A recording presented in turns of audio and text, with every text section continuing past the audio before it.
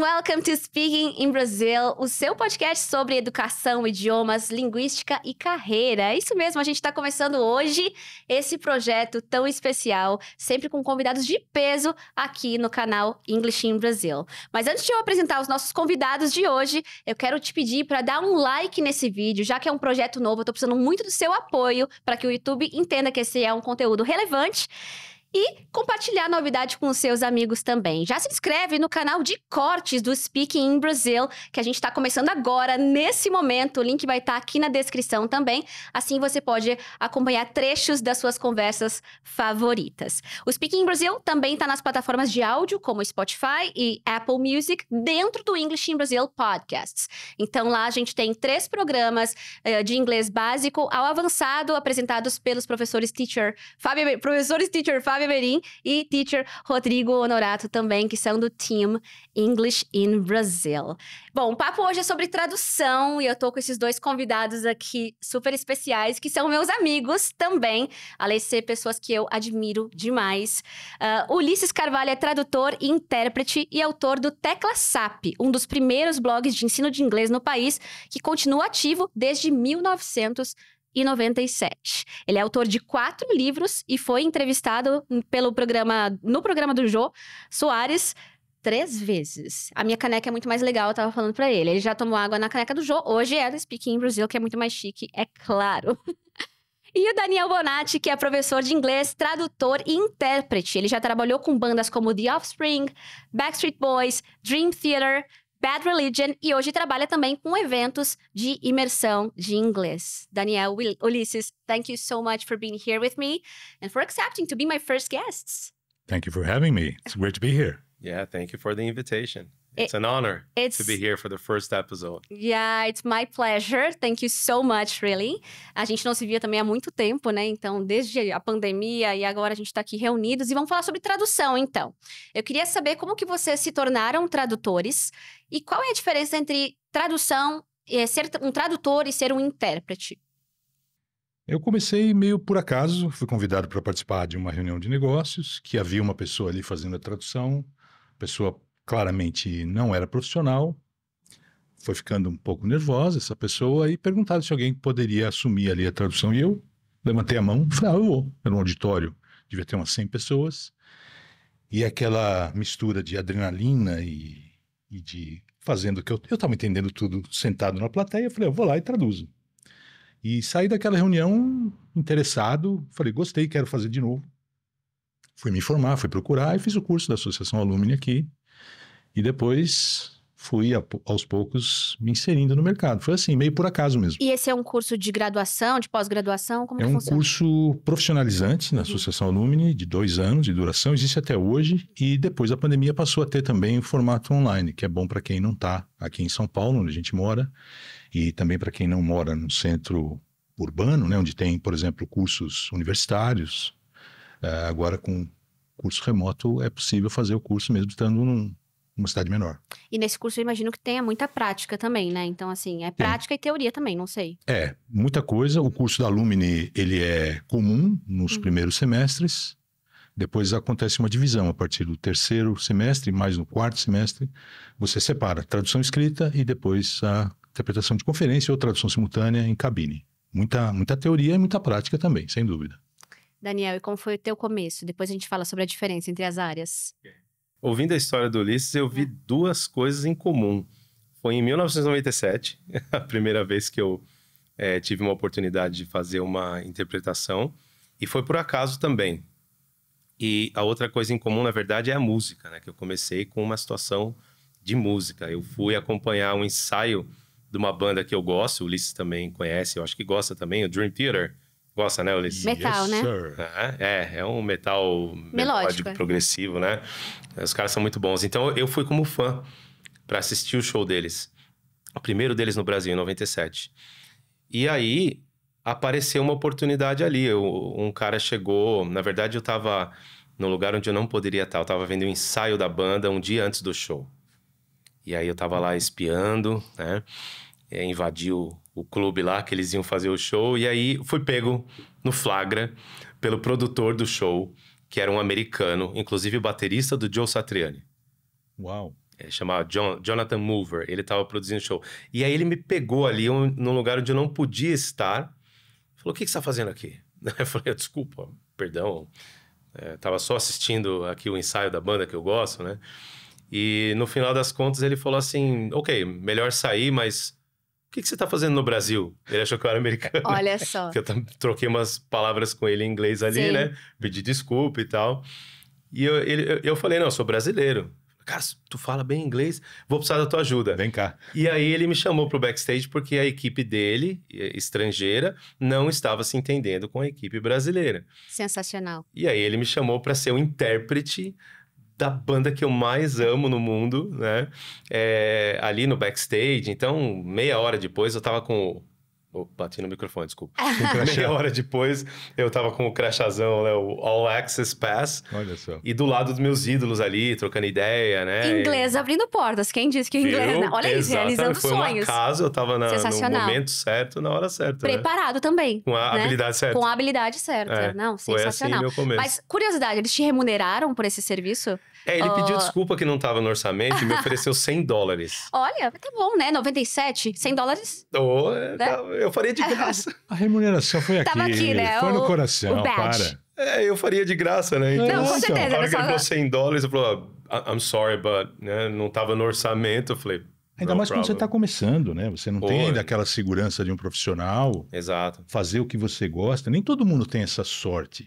Exatamente. Porque às vezes o primeiro evento, a falar sim para o primeiro evento é uma decisão importante. Demais. Se você vai fazer um negócio muito complicado, você corre o risco de quebrar a cara feio. É difícil. E, cara, e aí logo em seguida eu tava ajudando eles a interpretar contrato. Isso sim. Olha só. Tudo, né? No backstage ali, ajudando eles com tudo. Entendi. Contrato, comunicação técnica, interpretação pros artistas que foram fazer workshops e tal. Então, eu virei o intérprete de tudo ali. Mas eu também, como o Ulisses falou, eu me coloquei em umas situações ali que eu tive que ter jogo de cintura para poder, né? Traduzir coisas que eu não tinha pleno...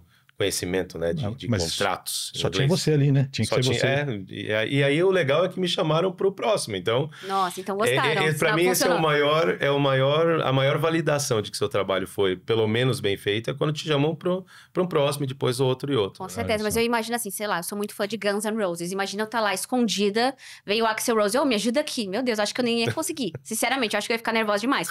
Conseguiu muito bem. Mas qual é a diferença, então, entre tradução e interpretação?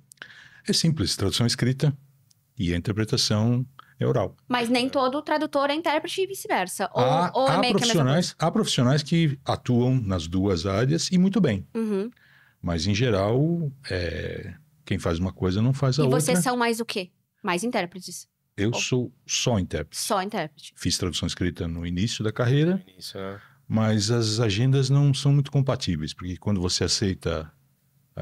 um trabalho de tradução escrita, um projeto às vezes grande, você se compromete a entregar num determinado prazo e os eventos... Bloqueia a tua agenda, né? E os eventos de simultânea aparecem assim meio que em cima da hora, meio inesperadamente. Entendi. Então você não pode abandonar um barco para pegar uma bacana que passou. Então, por isso também eu me sinto melhor fazendo simultânea, gosto mais, então eu pude abandonar a escrita. Sim. Por um tempo eu fiz os dois, eu fazia interpretação, na verdade muito mais, eu sou muito mais tradutor do que intérprete, né? Intérprete eu não tenho regularidade, eu faço de vez em quando mesmo, eles sabem, então eu fui mais tradutor por um bom tempo, agora eu não tô fazendo nenhum dos dois com muita frequência não. Tá atuando mais em? Eu tenho alguns clientes que todo ano me chamam para fazer alguns congressos, porque já confiam na gente, né? Você já tá acostumado com o tema, com o ambiente e tudo. Então, né, o Ulisses até fez alguns comigo, eu faço alguns com ele também. Então, eu faço alguns pontualmente que sobraram aí, mas eu não busco o trabalho hoje, eu tô mais na área de ensino mesmo. Entendi. Depois a gente chega lá também, mas assim, uma curiosidade que eu tenho muito forte com relação à interpretação é que eu acho muito difícil, eu acho muito desafiador. E eu sou uma falante fluente em inglês, no inglês, eu domino a língua portuguesa também, tenho formação, tenho, enfim, um monte de coisa. Mas se alguém me pedir agora, vai lá, sobe no palco e faz o trabalho de interpretação, eu não vou conseguir. Eu vou ter um piripaque do Chaves e eu não vou conseguir, porque é ouvir e falar ao mesmo tempo, Como né? que é o piripaque do Chaves?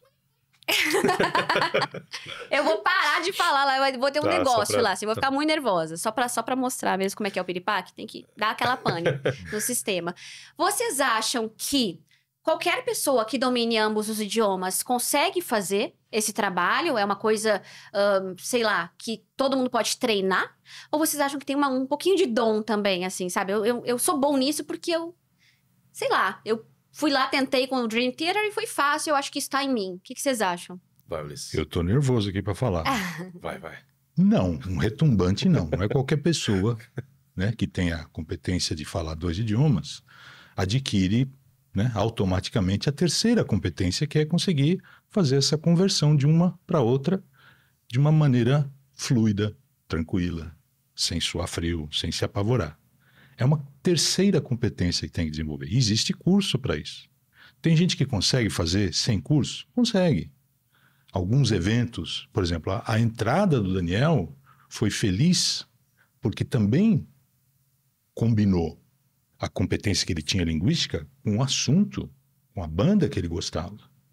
Então o caminho foi, de certa forma, facilitado. Agora, não cai num evento sobre, sei lá, fadiga de metais ou barragens, sabe? Uns negócios assim meio aleatórios que tem toda hora, impunemente. Então não rola. Não rola. É preciso formação, é preciso estudar. E tem mais um ponto também. Tem a diferença entre interpretações. Você tem a simultânea, de cabine, e aí você tem a consecutiva. Intermitente. A intermitente. Então, tem gente que acha uma mais tranquila do que outra, mas eu acho que tudo que você pratica bastante acaba tornando-se fácil. Não é o que eu acho, né? Eu acho que é um princípio universal. Tudo que você faz muito, você vai pegando prática e vai ficando bom naquilo. Eu comecei com a consecutiva. Então, eu nunca tinha entrado numa cabine por uns bons anos. Então, eu estava acostumado a ir lá na frente com o palestrante, sabe? E ficar do lado dele traduzindo. Como é que é a consecutiva? Vamos falar das diferenças, então. A consecutiva, a pessoa fala, tu espera e depois fala? Isso. Não é ao mesmo tempo. Tomando notas, vai geralmente. tomando notas, tá. E a intermitente é a que ele espera, né? A intermitente é tipo uma frase ou duas. Frase duas e para. E você fala geralmente em pé ao lado da pessoa e aí você não toma notas, porque é bem curtinho. Você tem às vezes alguns cultos religiosos que passam na televisão que é bem assim. O pastor fala, pastor lá, enfim, a pessoa fala e o intérprete repete logo em seguida, mas é tudo muito curtinho. Vai frase em frase, né? A consecutiva pode demorar até 5 minutos. O cara fala e você fica ali que nem um doido tomando notas, aí o cara para de falar e você traduz. Mas você traduz um resumo também, né? Também. Porque não tem como falar... Resumir. Resumir. O ideal, o mínimo que se espera de um intérprete profissional é traduzir 75% do que foi dito em consecutiva. Tem intérpretes que estão acostumados, como o Daniel está falando, e são espetaculares, que quando você vê o cara trabalhar dá até raiva, o cara entrega 100% na outra língua, mesmo não tendo tempo de anotar tudo, que nunca dá tempo. Mas aí o cara confia uma parte no rabisco que ele escreveu e aí busca na e o resto na memória. Né? E a simultânea é na lata. Ouviu, vai falando, ninguém para. Que aí é na cabine, né? Aí o intérprete está na cabine. Mas eu queria só concluir a tua primeira pergunta, que eu acabei esquecendo de falar, que você falou, dá para treinar ou é dom? Eu acho que é um pouco dos dois. Essa competência natural, né, o dom que a pessoa tem, pode e deve ser aprimorado. Agora, uma coisa sozinha sem a outra não vai atingir o potencial que poderia quando você associa. É verdade. Dom, né, conhecimento, aquela vocação mesmo, aquela naturalidade para fazer tradução e o treinamento. É isso. É verdade. Tudo... Se você desenvolveu até um determinado momento da sua vida uma boa comunicação, você consegue comunicar bem, você consegue articular palavras, já é um meio caminho andado para você conseguir fazer a ponte entre os dois idiomas. Falando bem os dois também. Você tem que sempre evoluir bastante nisso também. Mas dá para treinar, sim, claro. Né? Eu acho que é uma questão de treino também, mas para quem já tem o domínio dos idiomas. Eu acho que se você não domina nem a tua língua materna, né? Isso é pré-requisito. Vai ser muito difícil, Carinho, né? isso é pré-requisito. Básico, né? Se não sabe present perfect, não pode ser intérprete. Isso é pré-requisito. Present perfect existe no português ou não existe? Opa, se existe. Existe. Ele assume outras formas, mas ele aparece, sem dúvida. Brigaram nos comentários do meu vídeo esses dias. Pode espernear. É uma questão Daniel semântica, existe. né? O Daniel tem um vídeo maravilhoso sobre o Present Perfect que as pessoas te chamaram de canalha. Por postar aquele... Lembra que tem um comentário lá? Teve uma vez que sim, né? Foi no Facebook. Aquela aula grandona que você fez? Foi na lacrosfera do Facebook ali. Aquela aula grande que você falou, Dildo? Era uma aula onde eu falava que a tradução do Present Perfect é igual do Simple Past. Ah, ok. E aí foi metralhada, né? Por causa disso. Mas continuo standing for that. Eu já fui chamada de canalha no YouTube porque eu postei uma análise da música do Angra, quando o André Matos faleceu. Aí eu, minha homenagem vai ser falar sobre a letra Carry On, que é a que eu mais gosto. Uhum. Canalha, se aproveitando da morte. Já aconteceu comigo também. Já aconteceu Eu fiquei, nossa, canalha, nunca tinham me chamado. Primeira vez. Assim, sempre tem uma primeira vez, né? Caramba, mas você teve a coragem. Não é brincadeira. Vai me chamar de canalha também. Estou chocado. Agora, só voltando rapidinho à questão da preparação, a gente está aqui focando na preparação da interpretação em si, né? Do mecanismo de você ouvir uma língua e traduzir para outra. A gente não pode esquecer nunca da preparação que tem com relação ao conteúdo do evento. Eu ia fazer essa pergunta, tá? Vai falar sobre barragens. Isso. Tu vai ter que estudar sobre barragens? Pra cacete. Mas quanto tempo? Um dia antes? Depende uma muito. Semana? Às vezes você fica sabendo do convite com uma antecedência, assim, uma semana. Só que os caras mandam o PDF só no dia anterior. Mas é que tal? O PDF ou o PowerPoint chega em cima da hora. Né? Mas isso não te impede de preparar a coisa, pesquisar, saber quem é o cara, procurar a palestra dele no YouTube. Ou seja, dá para você se munir ali de alguma informação. Mas tem que estudar pra caramba. Depende, claro, do tanto que você já conhecia daquele assunto. Né, do grau de familiaridade que você tem ou não com determinado tema. Se for um negócio também muito maluco, velho, fala não. Não aceita. Tipo, o que é muito maluco pra vocês? Pra cada um é de uma coisa diferente. Que você não tem domínio nenhum, né? Eu tenho uma situação em que eu tremi na base pra aceitar, que foi quando me chamaram pra traduzir, interpretar o Jason Button, da Fórmula 1. E aí eu fiquei, vou, não vou, entendeu? Um cara famoso, né? Precisa gostar de automobilismo, pelo menos. Né? Eu sabia o básico, né, de Fórmula 1. Mas eu aceitei o desafio e estudei pra caramba. Mas ainda bem tempo, que o cara é uma figura pública, né? Então eu assisti muito vídeo dele, aquele sotaquezão britânico, né? Que não é a minha primeira especialidade. Seria o americano pra mim. Mas eu estudei bastante o jeito dele falar, as histórias que ele poderia abordar, o contexto do evento, que era um patrocinador de telecom.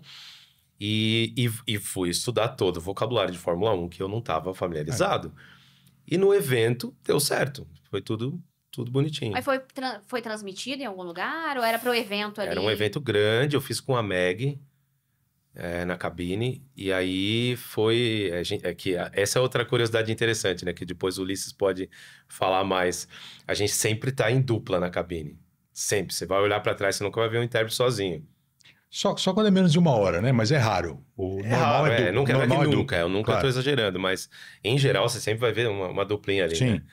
Para ficar revezando, porque é extremamente cansativo. Eu imagino. Queima os neurônios ali para você fazer esse trabalho E essa simultâneo, segunda né? pessoa, ela também te ajuda se tu tem um tilt, assim, putz, não entendi aqui. Tu pode fazer um sinal, pelo amor de Deus, o que ele falou aqui? Sim. Consultar, né? Abrir o Google, ou tipo anotar uma palavrinha, legal. um número.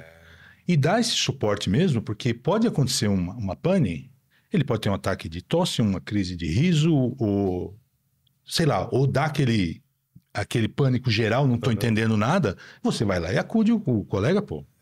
Já aconteceu? Toda hora. O Ulisses tem umas 1000 histórias. Toda hora.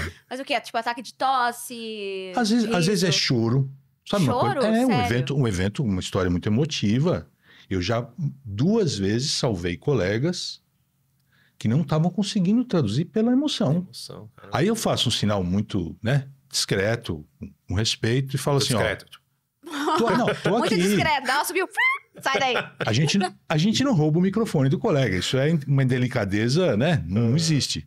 Mas você faz um sinalzinho assim, tipo assim, eu tô aqui, se você achar que... precisar de mim. Aí a pessoa faz aquele sinal assim, pelo amor de Deus, me acude. Aí você liga o teu microfone e continua. Então já aconteceu isso, aconteceu de passar mal, pô, ficar sem voz, ou qualquer tipo de imprevisto, pode acontecer. Sim, e aí você acude o colega. É pra isso que tá lá também, né? Não só pra revezar, mas pra se ajudar. Exato. Ajuda sim, deveria pelo menos, né? Ulisses, eu acho que uma Uma das... O que deveria, mas não ajuda. Tem colega que faz faxina na bolsa, né? rasgar recibo do cartão de crédito. E você tá ali concentrado. Tentando concentrar, né? Mais atrapalhando do que ajudando. Pula essa parte. Você... Mas vocês já trabalham juntos, os dois? Já trabalhamos juntos. Já trabalhamos algumas vezes, sim, em cabine. E pra mim é uma honra, né, trabalhar com isso. Porque ele tem muito mais experiência que eu em cabine. Então, todo trabalho que eu posso, eu aceito e... aprendo demais com ele. Eu posso estar errada, desculpa, Ulisses, mas não tem tantos intérpretes assim, né? Ou tem? Eu acho que tem muito. Porque meio que você se conhece. Tipo assim, tem muito. O Daniel Silva tava com a Meg. Tipo, eu não sei quem é a Meg, mas o Ulisses já tá, a Meg. Sei lá. Não, é uma profissão muito especializada muito e não nichado, tem. né? Lógico. É um número. A gente se conhece por nome e sobrenome. No Brasil? No Brasil também, porque fora de São Paulo, Rio e Brasília, você tem nas outras capitais, assim, meia dúzia. Posso estar cometendo alguma indelicadeza aqui, mas acho que não passa muito disso. Então, quem é, por exemplo, membro da associação nessas outras capitais, a gente conhece por nome e sobrenome também. Então, se aparece algum cliente que vai fazer um evento lá, a gente dá preferência para contratar ou contactar esses colegas para poder oferecer para o teu cliente um intérprete local, para ele não arcar com custo de transporte, hospedagem, essas coisas. Isso acontece com frequência, mas é um grupo pequeno. Mas vocês me falando isso me deu até um estalo que eu não tinha pensado antes, assim. Mas pensando em quem está nos assistindo, muita gente que enfim, muitos professores, estudantes de letras estão nos assistindo agora e nos escutando também. Então, isso significa que parece ser um bom nicho para trabalhar. Uma boa área, porque se não tem tanta gente assim, então me parece que a remuneração é interessante, já que não tem tanta gente. Então, posso começar a falar do lado ruim? Pode. Já vai desencorajar. Já vai desencorajar. É isso. Eu dou curso, eu preparo intérprete, não tenho nada contra. Inclusive, eu fiz curso com Ulisses. Muito bom. Nada contra, mas a questão é o seguinte, não é só uma maravilha, né? Porque o cara vê o evento, o cara vê mais ou menos quanto ganha a diária, aí o cara faz a conta, vezes 30, tô rico, né? Tô rica, rico com Y. Se aparecer rica. 30, né? Hashtag rica. O que acontece? A gente está sempre sujeito aos sabores da economia, aos altos e baixos. Fim de ano, começo de ano, carnaval, não tem evento. Você não tem um fixo garantido todo mês. Você pode ter um mês muito bom, né? O outro mês bem tranquilinho. Então, você está sujeito a esse tipo de inconstâncias da economia como um todo. E o seu 13º? Quando que você recebe? Mas isso quem é professor particular também não ganha. Exato. Eu também, como empreendedora, não ganho. Também não. Né? Exato. Então, isso é a vida do autônomo.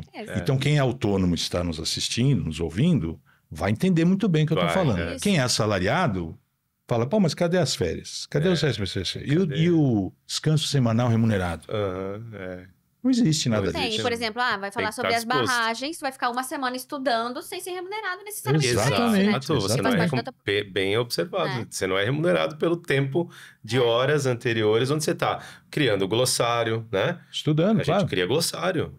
Cria um glossário para aquele evento. E compartilha vocês com o colega. Essas palavras depois? Tipo, consegue internalizar o vocabulário de Fórmula 1, de barragem? A gente tem o cache, né? A gente põe no caixa ali, né? E depois apaga. Da F5. Exato. Limpa o caixa. Tem evento que eu fiz que eu não lembro de nada. Foi só para aquele momento ali mesmo. E é bom que seja assim. Eu tenho um amigo tradutor eu tenho 0 convites que eu aceitei. Então, isso é uma excelente área para você se especializar em medicina. Publica muito, né? Publica muito, e tudo em inglês, né? Então, ele se especializou nessa área. Deve ter um glossário gigante lá e para ele tá fácil já, né? Exato. E aí, os clientes sabem, né? Pô, esse cara é bom em medicina. E aí, ele pode até cobrar mais, né? Porque ele sabe que tem escassez no mercado. Ele é um nome. Por exemplo, e tem alguns pares de idiomas também que há escassez. Então, você pode cobrar mais pela escassez. Por exemplo, preciso de alguém de árabe para italiano, entendeu? Ou, tô chutando aqui, né? Mas se tiver uma combinação de idioma de pares, assim, mais rara, você ganha também, né? Mas também vai ter menos trabalho, né? Exato. Eu fico pensando. Exato, quando não é o inglês envolvido, o que ganha mesmo é inglês português aqui, né? Inglês espanhol, inglês também acontece muito. E o que é mais frequente é traduzido o inglês para o português ou fazer Posso falar em versão oral? Pode? Sim. Então, ou fazer versão, tem alguém falando português, você vai fazer para o inglês. O que procuram mais? Aqui no Brasil é do inglês e português, né? É a grande maioria, mas também tem o contrário. Eu acho que vai depender muito do profissional. Porque você tem, entre os intérpretes de português e inglês, aqueles intérpretes que têm um inglês com menos sotaque. Ou por ter experiência fora, ou enfim, o inglês é mais polido, vamos dizer assim. Estudou pronúncia, no pronunciation Yes, ma'am. É bem isso. Então, esse profissional em particular vai ser mais requisitado para aqueles casos em que a tradução vai ser muito mais do português para o inglês do que o contrário. Sim, sim. Agora, no todo, no geral, eu acho que o volume de inglês e português é bem maior. Bem maior, claro. E o que vocês mais gostam de fazer? Eu prefiro fazer para o inglês. Para o inglês? A minha preferência pessoal é essa.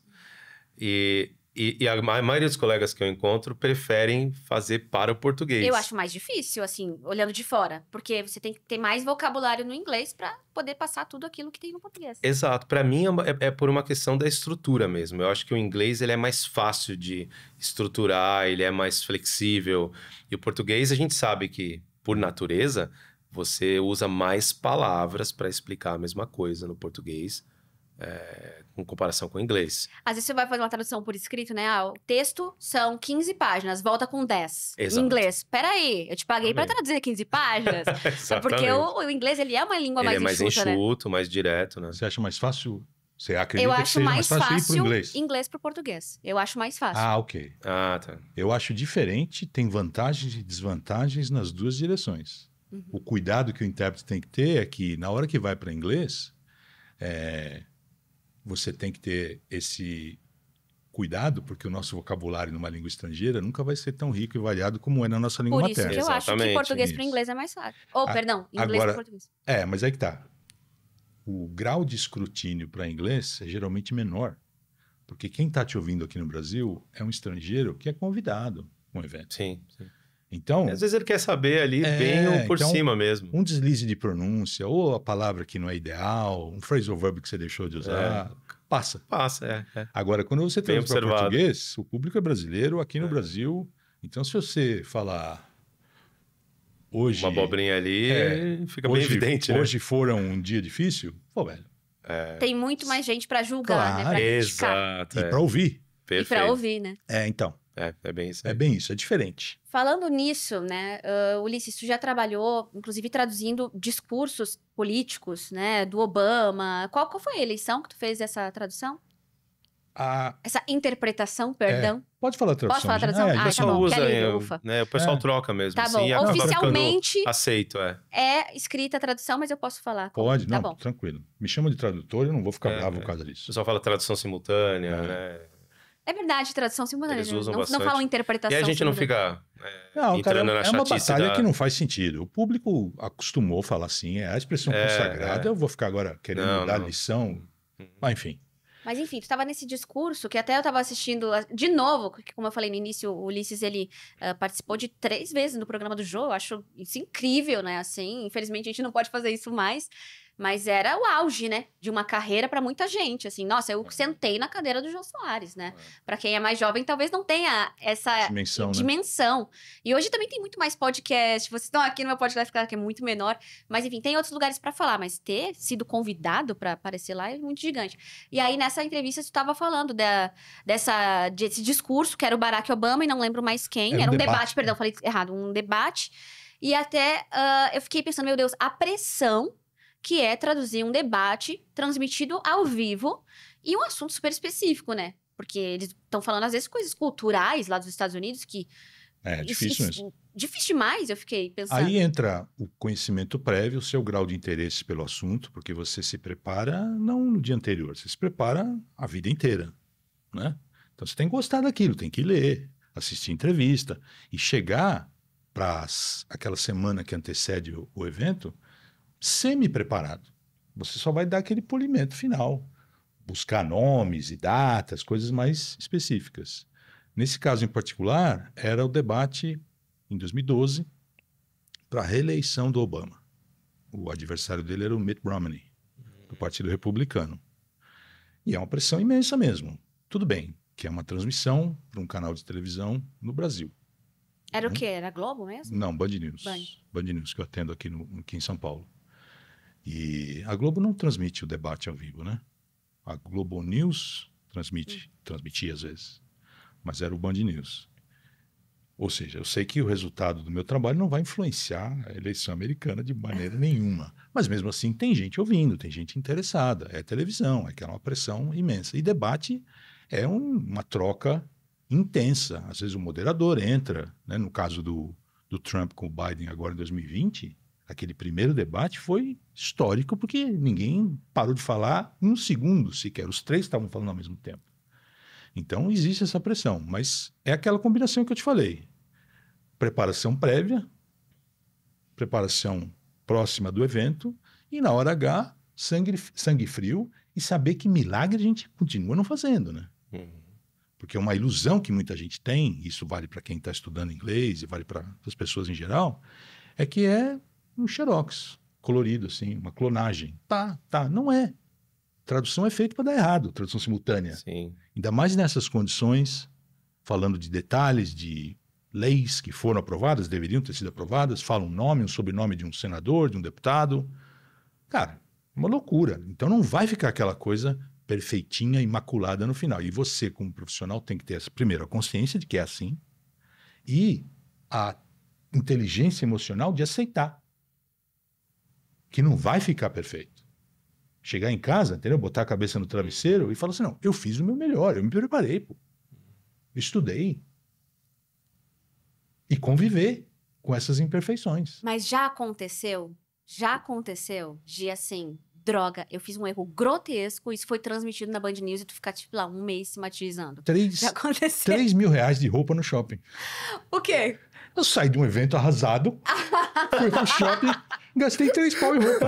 3 pau acho que nem é tanto hoje, né? A terapia foi... Acho que nem é tanto hoje, mas assim, eu lembro que a operadora do cartão ligou assim, é o senhor mesmo? Eu não compro roupa assim, né? Não com essa pressa. Sei lá, 50 alunos só naquela live. Não é tipo uma live para 3.000 pessoas. E eu erro um negócio. Gente, isso estraga minha semana. Assim, sabe? Depois eu envio mensagem, gente, eu errei isso aqui. Mas dá uma sensação. Por que a gente é assim, né? A gente tem que ter um equilíbrio, né? Porque se a gente ficar se martirizando demais é ruim, mas também se você ficar confortável demais também é ruim. Aí vai começar a falar o que dá na telha. Né? Então você tem que ter um equilíbrio ali de melhorar, mas aceitar também os erros ali, né? Mas a minha história teve um final feliz. E aí, as roupas deram legais. Não, porque caíram muito bem. Acabou usando depois. Não, era uma consecutiva, coisa rara, né? E era um cidadão alemão, de uma empresa alemã, falando inglês. Aí ele respondia, uma coletiva de imprensa especializada. Ele respondia, eu traduzia. E toda vez que eu respondia, terminava de traduzir, o presidente da empresa brasileiro pegava o microfone e começava a falar. Complementava. Aí eu falava, putz, tá mal. Eu esqueci daquilo. Tô perdendo coisa. Tô perdendo coisa. Saí dali assim, direto pro shopping, né? Passou uma semana, sei lá, 15 dias, a empresa me liga e fala assim, Ulisses, dá pra você fazer um trabalho assim, assim? Eles gostaram muito de você. Opa, aí, ó. Eu falei, aí depois caiu a minha ficha. Que eu falei. Caiu a minha ficha. O que o presidente no Brasil estava falando? Tava puxando a brasa pra sardinha dele. Tava complementando com coisa que o alemão não tinha falado. Não estava corrigindo a minha tradução. Então, mas às vezes no calor da hora a gente nem consegue perceber isso, exato, né? É tanta pressão ali, tanta coisa. E você conseguiu devolver as roupas depois? Uma semana de... Mas usou. O importante é isso. Mas serviu de lição. Serve para mim, acho que vai servir para muita gente também. Às vezes você é o seu maior crítico. Você é seu maior crítico, mas e as críticas que vêm de fora, assim? Alguém assistiu uma tradução de vocês e, sei lá, sempre tem o Twitter, né? Que é o GX. Pra nós vai ser sempre Twitter, eu acho. Né? A pessoa vai lá, tá assistindo ali na Band News, nossa, que porcaria de tradução. Porque as pessoas não seriam capazes de fazer o que você tá fazendo, mas se você dá um deslize, ela vai dizer que é uma porcaria, né? Como lidar com essa... Já aconteceu contigo, Daniel, de alguém criticar? É que tu não foi TV muito, ou foi? Já fez pra TV? Fiz um pouquinho pra TV, sim, mas nunca tive uma situação dessa, assim. Ai, nunca me criticaram porque eu sou perfeita, tô brincando. Perfeição total, entendeu? Não, a gente tem crítica também, assim como, lembra como você falou, eu fui criticado por causa de um vídeo que eu explicava uma coisa do Present Perfect, mas não foi necessariamente ao vivo na TV. Mas, cara, na tradução tem uma coisa que... em geral, o conhecimento das pessoas não é muito preciso com relação à tradução. Tem muita gente que critica a legenda do filme, a tradução do nome do filme, sem conhecimento. Então, você sabe... Então, geralmente, muitas críticas não são fundadas, bem fundadas, e a gente tem que ter esse bom senso de analisar. Yes. Pisei na bola mesmo, derrapei, ou a pessoa está criticando porque ela não sabe o que ela está falando. Por exemplo, de repente, uma crítica de uma tradução do Oscar, que às vezes é muito criticado, né? E às vezes não tem fundamento a crítica. Ele não falou nada disso. A pessoa não tem especialidade e ela vai dar o pitaco de que não, ele não falou isso. Enquanto o tradutor pode ter achado uma tradução genial para algo que não é um equivalente, óbvio, né? Exato, que não é o óbvio, muito próximo, palavrinha por palavrinha, e que a pessoa vai julgar errado, né? Então a gente tem que ter esse bom senso. Nem sempre a crítica é bem fundada. Perfeito. Eu ia falar bem isso. Separar o que é crítica, né? Com base e crítica infundada. No Twitter já fiz coisa em televisão, premiações e tal. E os colegas que fazem... Que tipo de premiação já fez? Sempre coisa de futebol, né? Eu não faço Emmy, Grammy, Oscar, essas coisas não. Mas os colegas que fazem recebem uma enxurrada de crítica. Sim. Porque naquela frasezinha minúscula que o cara da banda XYZ falou um negócio, o intérprete às vezes não entendeu, não conhece o nome do quarto álbum da terceira faixa daquela banda. Sim. E aí tropeça ali. Quem é fã, cara, o cara fica maluco, arranca os cabelos. Né? É verdade. Agora, no calor do momento, com o áudio, que às vezes não é limpo, uma coisa que as pessoas não sabem, que o que o intérprete está ouvindo na orelha, não é o que o cara está achando que ele está saindo na televisão dele. Então, às vezes entra música, às vezes entra produtor. Então, os deslizes podem ter várias causas. Então, o importante é isso, ter esse sangue frio, essa calma para separar as coisas. Eu já recebi críticas que eu via claramente que a pessoa não sabia o que estava falando. E já recebi elogio por uma maluquice também que não tinha nada a ver. Para quem não sabe, quando você está num evento com vários idiomas, né, quando alguém fala um idioma que não é da sua cabine, né, você está num evento que tem japonês, inglês e português. Você está na cabine de inglês. Aí fala lá um cidadão em japonês, eu não entendo japonês.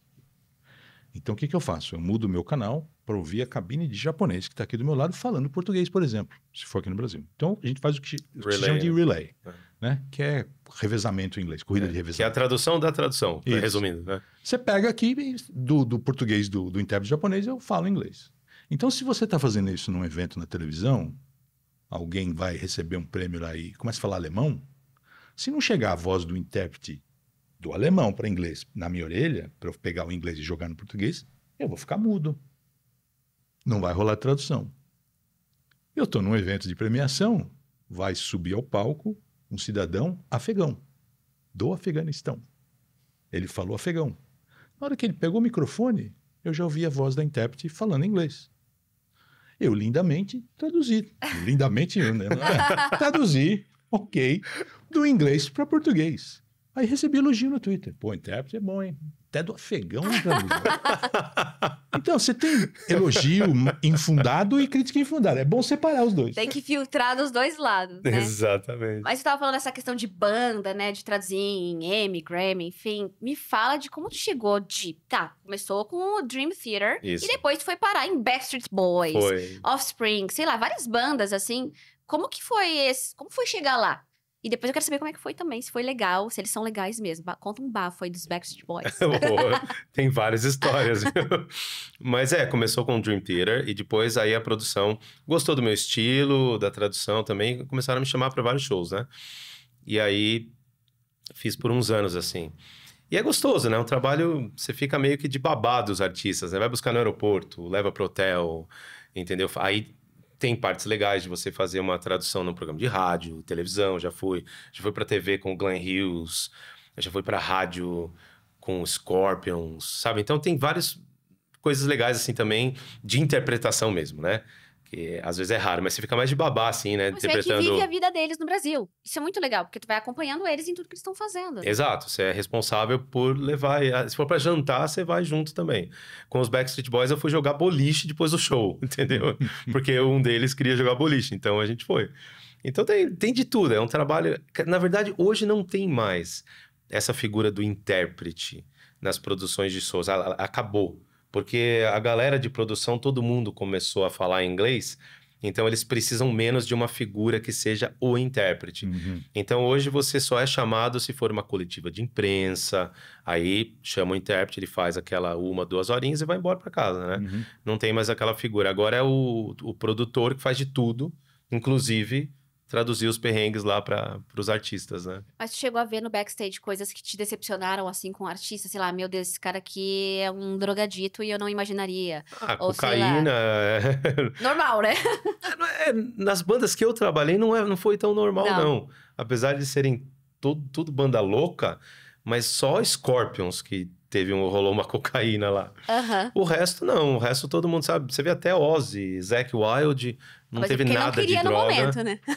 Porque até formiga ele já cheirou. Não, né? Eu fiquei uma semana com ele. Sério? Ele não se drogou em uma semana? Na tua frente? Não, era bebida. O negócio dele gostava de beber. Mas então, acho que não tinha problema com droga. Mas eu tive essa sorte de não ter muito... O azar, né? Para algumas pessoas. De não ter muito contato com drogas, né? E eu também nunca usei, não sou usuário. Que fez questão de deixar claro. Claro, que fique claro.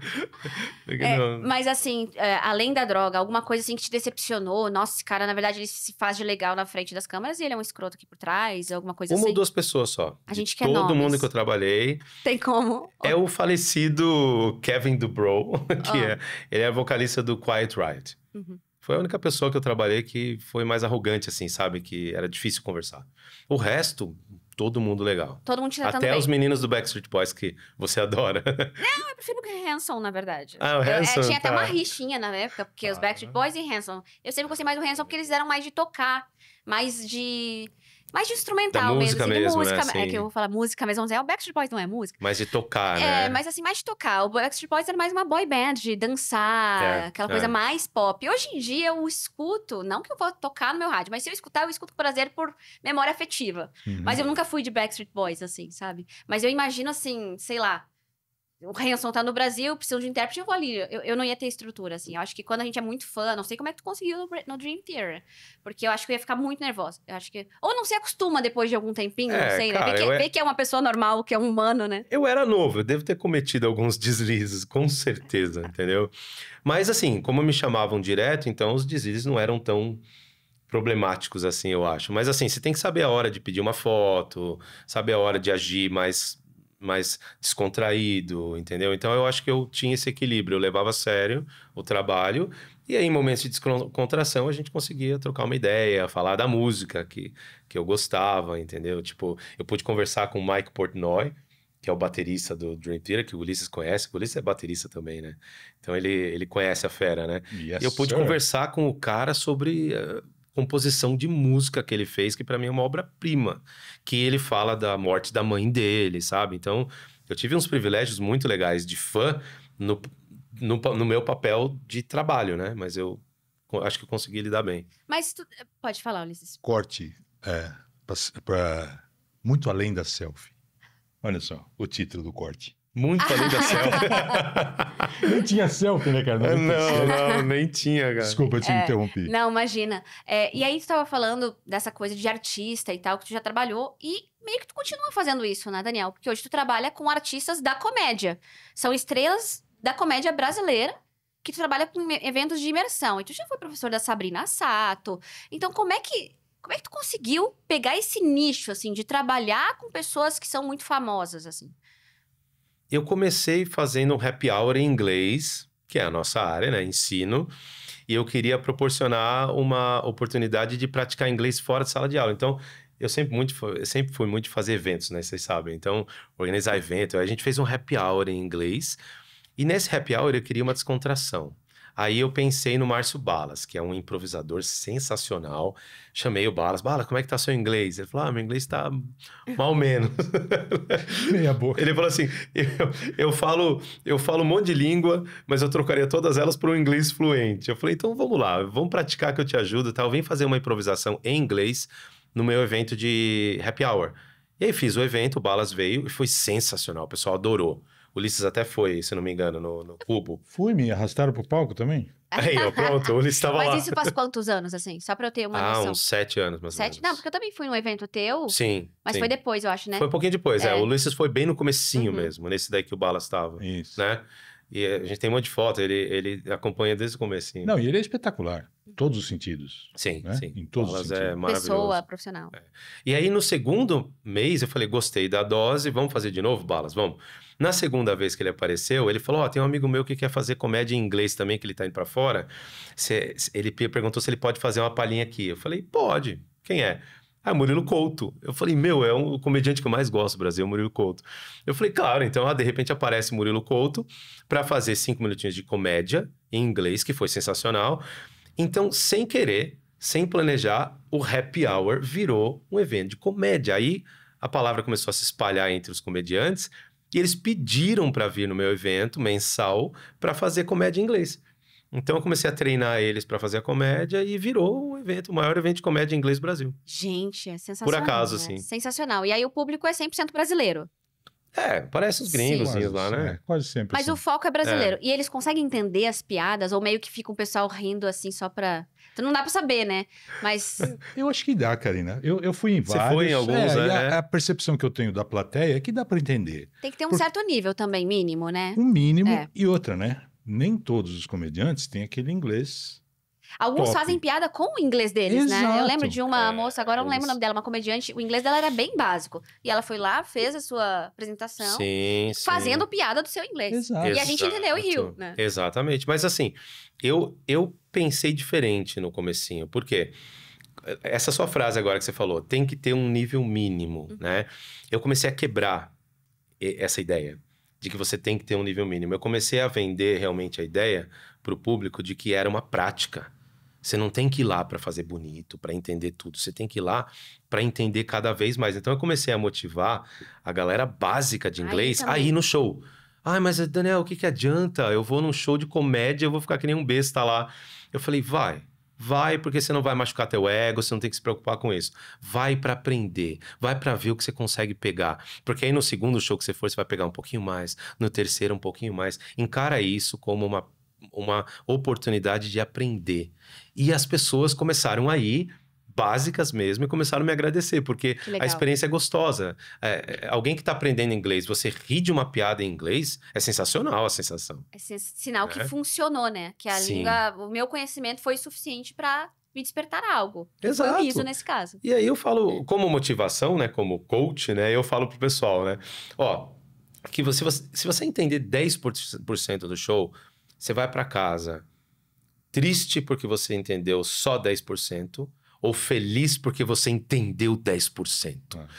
É esse o mindset. Tô parecendo coach falando agora, né? Esse é o mindset. Você tem que ficar feliz pelo que você tá evoluindo e não ficar olhando lá pra frente. Isso daí é pra tudo na vida, né? Senão você vai ficar desmotivado com tudo. Né? E é uma referência que as pessoas não têm, né, Karina? A referência que o cara tem de comédia em inglês, o que é? Um americano, inglês, fazendo um show para nativos, usando um vocabulário sofisticadíssimo, com referências locais que não são as nossas. E aqui ele vai para um show de comédia que o comediante brasileiro vai falar um vocabulário mais simples, com referências que são as nossas. Então, a probabilidade de ele entender é infinitamente maior. Como diz Steven Krashen, é um comprehensible input perfeito, exato, né? Exato. Você desce um pouquinho a régua e cria um ambiente perfeito para você aprender e se divertir. E às vezes as pessoas têm medo de fazer essa imersão, mesmo em casa. Eu não vou escutar esse podcast porque eu não vou entender. E aí, quando a pessoa... Sabe, acontece muito no meu canal. Quando eu começo a falar um vídeo em inglês, por exemplo, welcome to this video, I'm Karina, I'm happy to see you here, sei lá, qualquer coisa. Eu recebo um comentário, meu Deus, eu entendi o que você falou. E eu falei, gente, você não tá se testando em outros contextos? Às vezes a pessoa não tá. Ela pensa que aprender inglês é só fazer exercício, é só quando ela senta a bunda pra abrir um livro ou fazer um curso. E num dia com um passe de mágica, acontece, né? Inglês. Mas a pessoa vira chavinha, como diz. Ou então a pessoa diz assim, eu não vou entender uma série sem legenda. Mas a pessoa nunca tirou pra ver. Sério, às vezes a pessoa nunca tirou pra experimentar. E aí quando tu tira, e tu, meu Deus, eu tô entendendo. E eu penso, gente, o listening é a habilidade mais legal de tu testar e explorar. Porque não tem como ninguém ri de você. Você só entendeu 30%. Ninguém sabe se você entendeu 30% ou 80%, né? Na fala é mais de se expor, né? Mais assim. Falando nos shows também, a gente tá retornando agora. O próximo show tá marcado, foi marcado hoje, inclusive, vindo pra cá. A gente vai ter o Maurício Meirelles, Fábio Rabin, Diogo Portugal, Murilo Couto e André Santi. E onde vai ser? vai ser no House of Legends, na Vila Madalena. Que legal. A gente pode deixar as informações aqui no box. Não sei se... Na verdade, esse podcast está sendo gravado, né? Então, não sei quando é que vai ser. Verdade. Quando é que vai ser? Dia 13 de março. De repente dá tempo ainda, pode ser que até lá, né? Março, seja publicado. Mas vamos deixar também os contatos de vocês aqui na descrição. Legal. Se vocês quiserem acompanhar o que os meninos fazem, de repente contratar o Ulisses, ou então participar dos eventos do Daniel. Mas a gente estava falando aqui de piada, me veio muito a imagem do Rafinha Bastos, porque eu gosto muito dele, eu acompanho ele. Sei lá, acho que é porque ele é gaúcho também, desde sempre eu senti aquele negócio. Ele também te acompanha, assim, né? Pelo também jeito. me acompanha. E ele tá fazendo muito sucesso lá fora. Sim. Então, acho que isso é muito difícil. Um brasileiro estar num show de comédia, onde... Um show que não é para estrangeiros, é um show americano. E ele tá lá. E ele, inclusive, criou um canal de Instagram... Um perfil de Instagram novo em inglês que já tá com 1 milhão de seguidores. Então, acho que ele tá arrebentando, assim, sabe? É uma baita conquista, eu acho. Mas eu acho que o processo, voltando pra tradução, o processo de criar ou até de traduzir uma piada é um baita um desafio também, né? Não é toda piada que a gente vai traduzir que vai dar certo, né? Não. Tem. Eu tenho um exemplo engraçado de piada. Bem, um exemplo engraçado de piada ficou meio pleonasmo, né? Todas as piadas são engraçadas. Nem todas são, então é verdade. Pode não ser um pleonasmo, né? Mas, por exemplo, um comediante queria traduzir uma piada que ele tinha, que era assim... o cara falava pra esposa assim... ou a esposa falava assim... eu vou ali tingir o cabelo, né? Quanto você vai gastar? R$400. Fala, R$400? Quem que vai pintar seu cabelo? Homero Brito? Essa era a piada, né, dele, fazer uma referência, porque ele achou caro, né, o valor que ia ser pago na pintura, né, do cabelo. E para levar essa piada para o inglês, você não existe o trocadilho do pintar. O Homero Brito pintando um quadro e a mulher pintando o cabelo.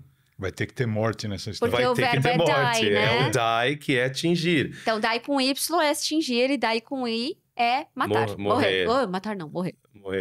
Então eu falei, essa piada aqui vai ser difícil a gente jogá-la pro inglês porque não vai ter o efeito trocadilho.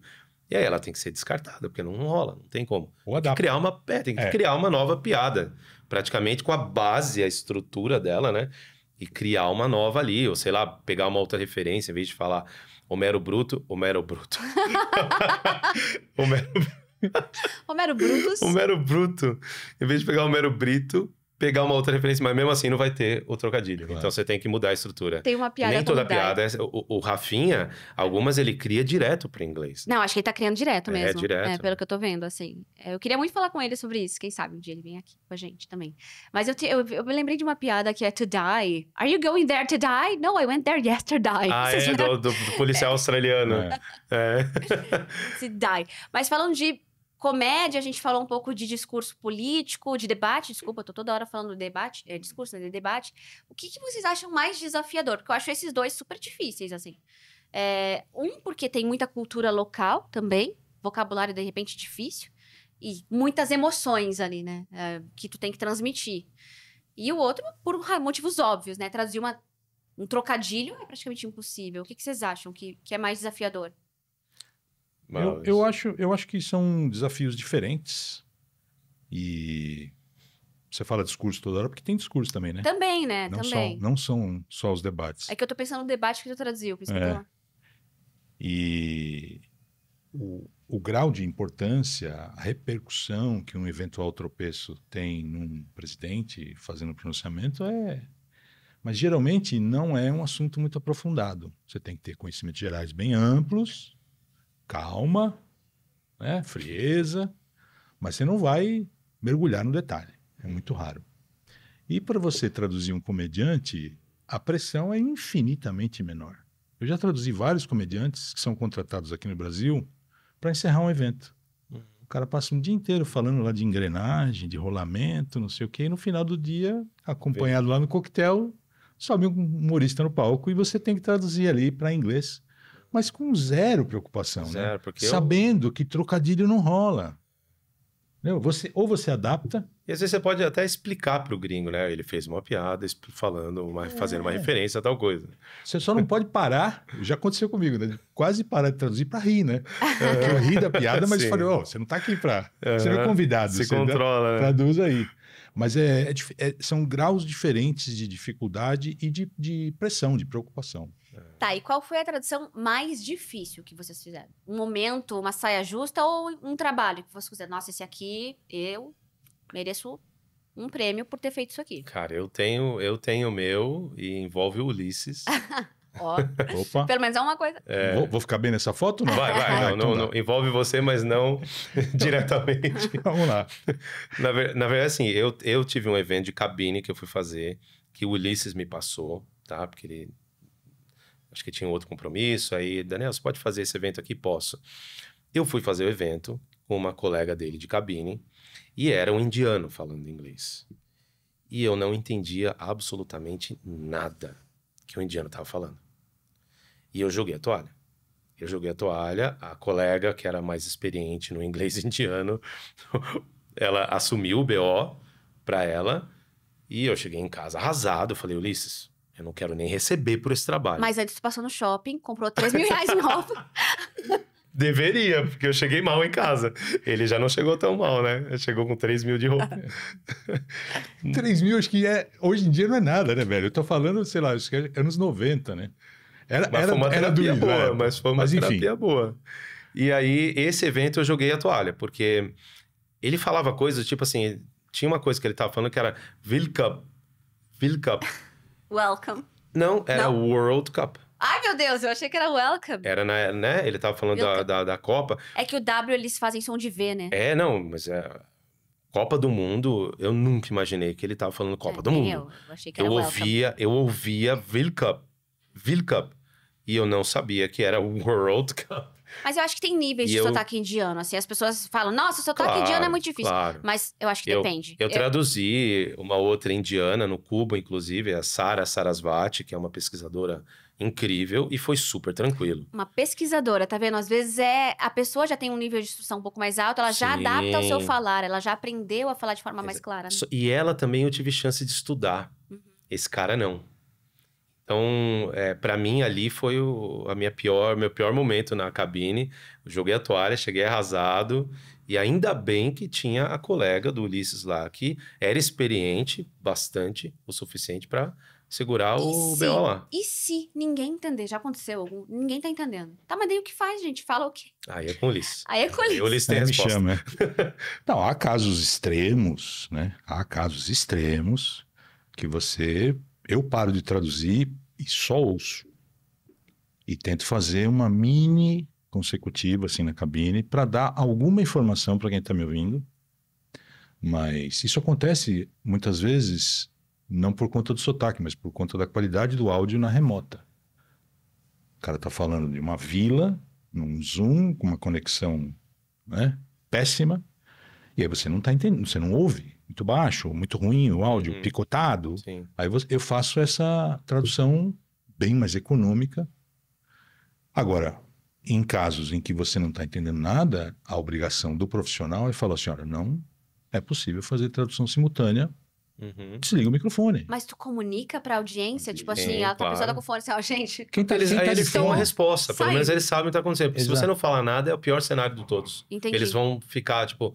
Deu problema, estamos no canal errado, aí todo mundo vai ficar olhando o aparelhinho para ver se está no canal certo, chamar as pessoas, aí vai ver uma bagunça total, né? Cria um burburinho no meio da palestra. Você tem que informar, ele não sabe o que está acontecendo do outro lado. O cara não entende, ou às vezes não tem nem acesso ao áudio, só você está ouvindo o áudio original, o cara não sabe o que está acontecendo. E qual é o sotaque mais difícil de entender? Então, o do Daniel, com certeza, é o indiano, que ele achou. Na verdade não existe o sotaque mais difícil, né? É como você falou mesmo, esse cara tava difícil. Porque eu traduzi outros indianos e foi tranquilo. Às vezes é dicção também, né? Tem pessoas que em português a gente não entende direito. Era muito forte o sotaque dele e eu não tinha experiência pra sacar ali. Né? Eu acho muito difícil ouvir asiático também falando inglês. Eu tenho bastante dificuldade. Sim. Acho que depende do grau de exposição que você tem. Se você já ouviu bastante indiano falando, você vai ter mais condições de entender quando não tiver aquela coisa maravilhosa. O mais difícil é que você praticou menos. Exato. Essa é a bem resposta. Isso. Eu acho que é bem isso. Agora, indiano tem um agravante, eu acho, que eles são fluentes, né? Muito. Não é como um japonês, um chinês, em geral, né? Um francês vai falar. Não tem a mesma fluência. O indiano tem o sotaque carregado e é fluente. Então, pior dos dois mundos. E eu acho que ele meio que tem que ouvir bastante. Eu acho que o indiano meio que não tá nem aí, assim, sabe? Se ele tá falando claro ou não. Porque pra ele tá. Nenhum orador tá. Karina, Verdade. nenhum orador se preocupa. É muito verdade. raro o cara que fala um pouco mais devagar porque sabe que está sendo interpretado. Só se ele estiver vendendo um birimbau no evento, ele quer que o pessoal compre. Tenha certeza. A maioria não... Muitas vezes o cara tá no palco tão nervoso, muito mais que você. Falar em público, a gente sabe que é um negócio que é tenebroso para muita gente. Exatamente. Então, quando você fala antes, assim, fala mais devagar, português, o cara nem lembra que você existe na hora H. Cara, eu parei de fazer esse pedido. Não Tinha uma adianta, época... Não adianta. Tinha uma época que eu, com toda boa vontade, chegava no palestrante e falava assim, olha só, eu sou seu intérprete, prazer, Daniel, né? A gente vai se apresentar quando dá, né? Ulisses? A gente se apresenta e tal. E aí a gente fala, olha, né? Falando mais cadenciado, a gente vai poder fazer um trabalho mais preciso da sua palestra, né? E passar melhor a sua informação para o público, né? Com toda, né? E sair esse discurso maravilhoso, né? Eu fazia isso também. Não é? Pô. Cara, e aí eu comecei a perceber que quando eu pedia isso, o cara acelerava mais ainda. Porque como o Ulisses falou, esquece que você existe. Esquece. Então eu falei, não, vou parar de pedir, porque parece que surte o efeito contrário, né? Vamos assumir o BO ali. Mas isso que vocês falaram do sotaque indiano, assim, eu também já achei muito difícil. É claro, eu não vi esse cara falando. Com certeza, se tu não entendeu, eu não ia entender também. Com certeza. Mas eu acho que é um sotaque que eu tô muito acostumada, assim. Tudo que era evento do YouTube, que eles me convidavam pra ir pra fora, isso foi uma época muito boa da vida, que por causa do English in Brasil do canal, eles me chamavam pra eventos lá fora, sempre tinha um indiano, porque o mercado brasileiro é muito forte pra YouTube, país enorme, assim como a Índia, né, que tem bilhões de é uma coisa absurda, assim. Então sempre tinha um indiano. E eu acostumei. Então, às vezes, as pessoas falam, nossa, pra mim o sotaque mais difícil é o indiano. Pra mim, não é. Eu acho que é bem isso que vocês falaram. Você acostumou, porque eu acho que eu né? conversei muito com o indiano, assim. Acostuma, aprende Você já fez alguma tradução, assim, daquele momento, tipo assim, cara, quem pode ajudar? E você stepped up e foi? Não, só em off, assim. Em off, não, num palco, assim. Mas em off, sim. Eu já vi gente sofrendo num restaurante, gringo em restaurante. Eu falei, excuse me, can I help you?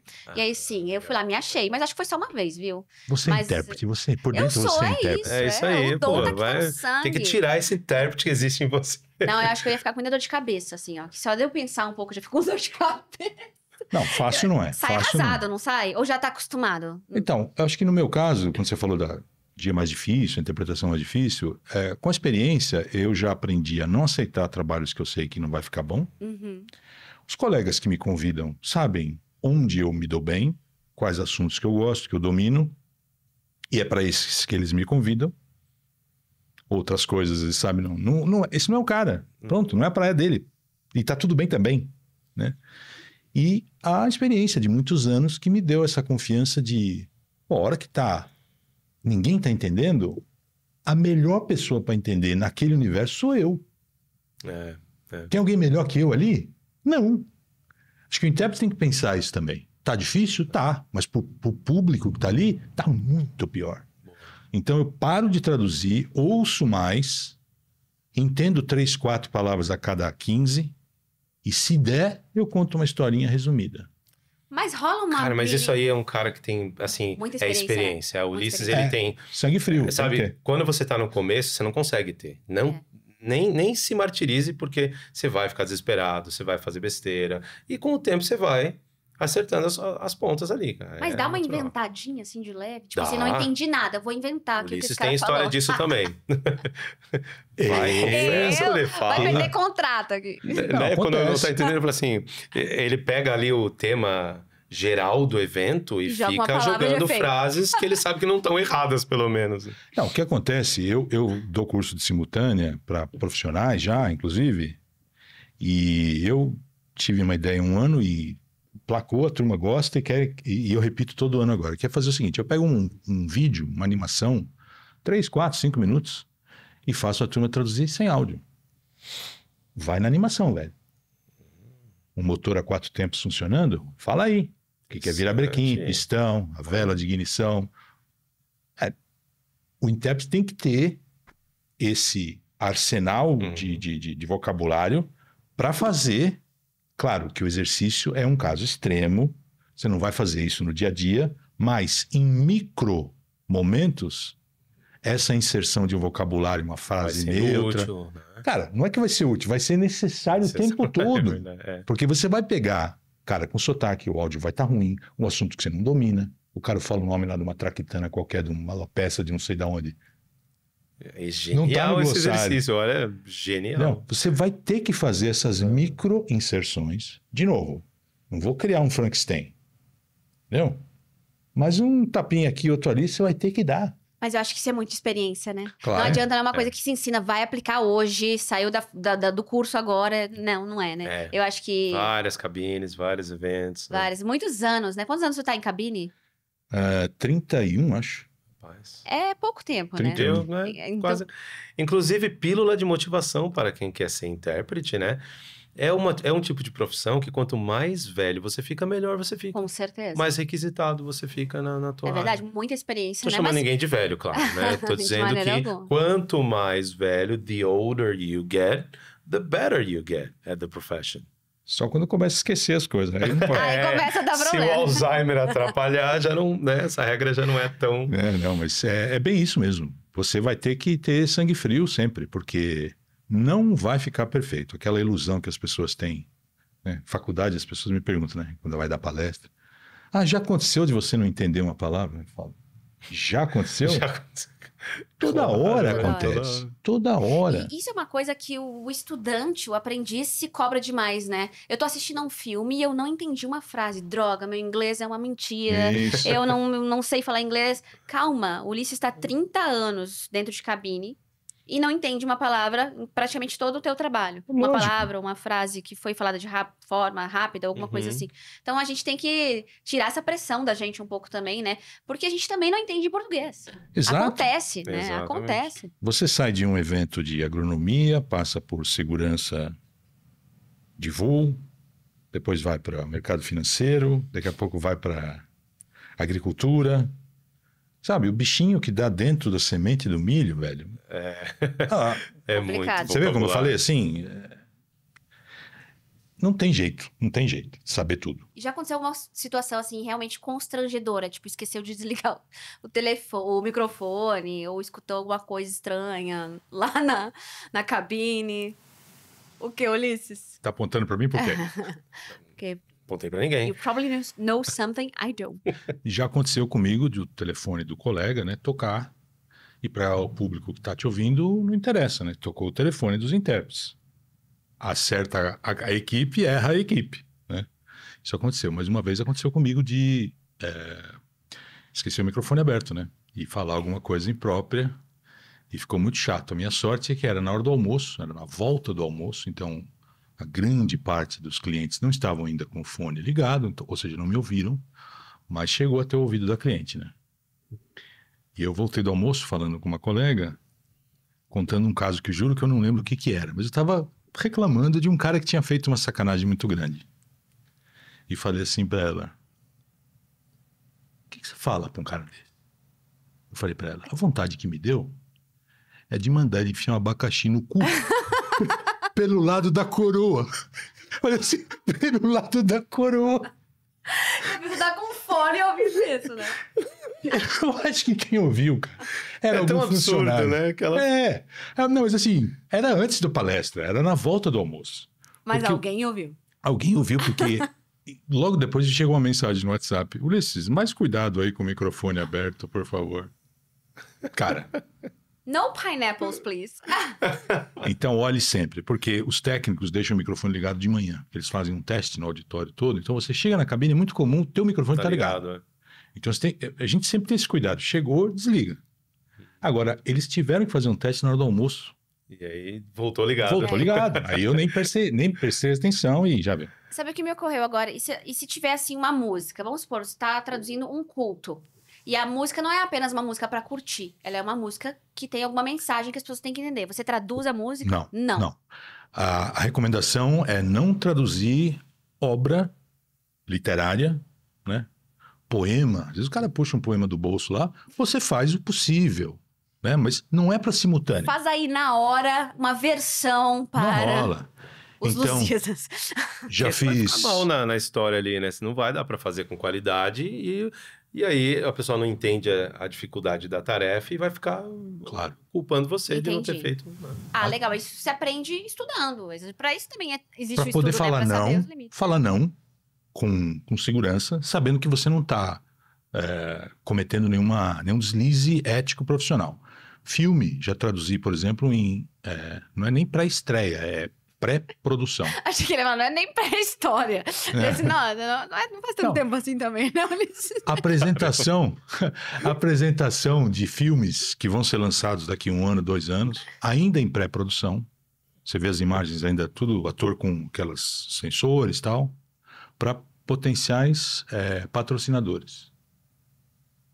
E tem diálogos, tem trechos que não tem legenda ainda. E a recomendação que vem do estúdio é não traduza. É uma obra de ficção, é uma obra literária, uma obra musical. Não é para isso que se faz simultânea. E por que as pessoas reclamam tanto de tradução de título de filme? Por que...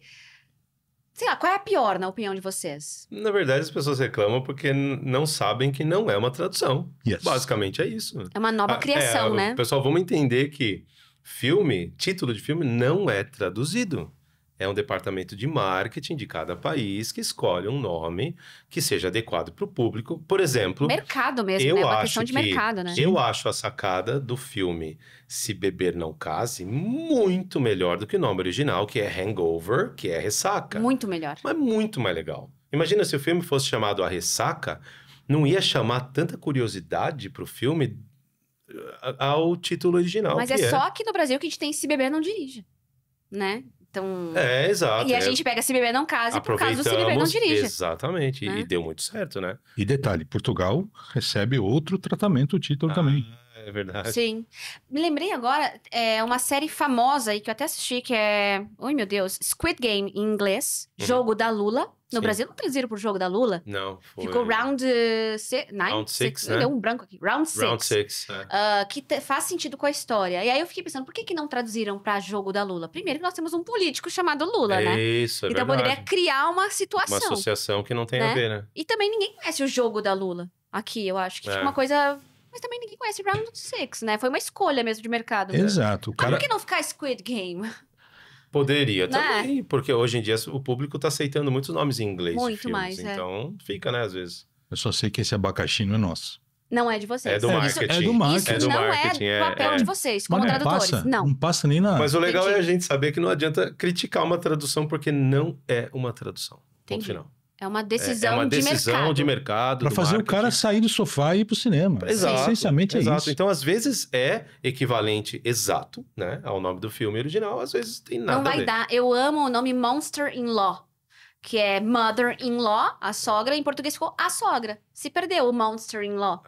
Eu não sabia que o original era esse. Ficou sem graça em português. É a mesma coisa que o Se Beber Não Case, que ficou muito bom em português e em inglês não, é verdade. Né? Então nem sempre E o Monster-in-Law é uma brincadeirinha que seria difícil trazer português, né? Não tem como, eu acho. Não tem. Porque em inglês você tem esse artifício do sister-in-law. Tô falando que ela intérprete. Marqueteira de filme. A jararaca. A jararaca, sensacional. Meu Deus. E pensando nisso em tradução, né? Não é uma brincadeira, mas eu acho que seria genial. Todo mundo diz que a sogra é jararaca. Melhor do que a sogra. O nome. Pois é. Eu achei.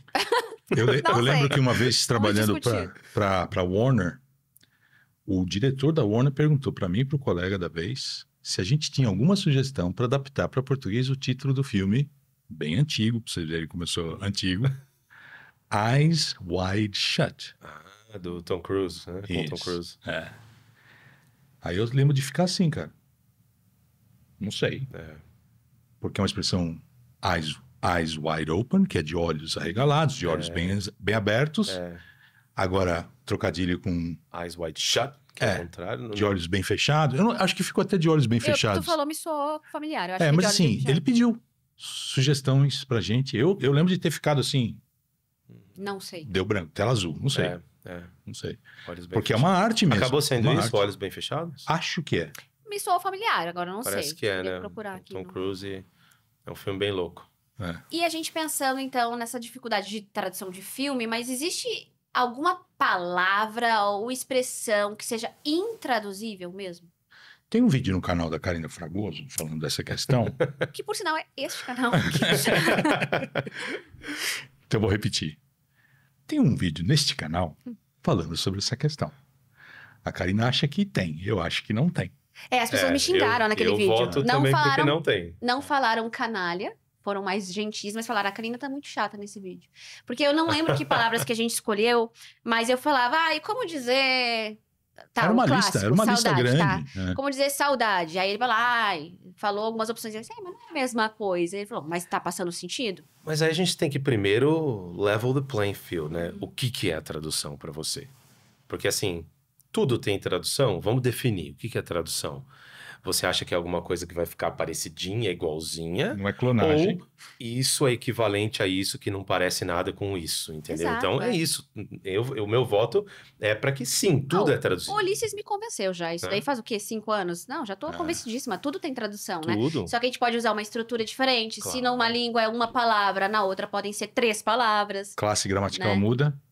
O que é substantivo em português muitas vezes vira verbo ou adjetivo em inglês. Isso. É bastante comum, né? Às vezes a negação do antônimo é o mais comum do que um sinônimo. A negação do antônimo. Tipo assim, fala dá um assim, exemplo, né? tipo assim, I don't think so, em vez de I think this ou is tipo it. assim, a gente fala, não é fácil.